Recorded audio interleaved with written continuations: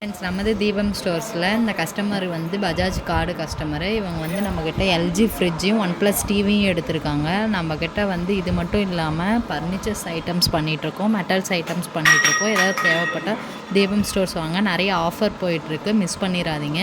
இந்த கடை எங்கே இருக்குதுன்னு பார்த்தீங்கன்னா pappireddipatti PMS காம்ப்ளெக்ஸில் இருக்குது. நம்மகிட்ட Bajaj, TVS, HDFC all finance அவைலபிளாக இருக்குது.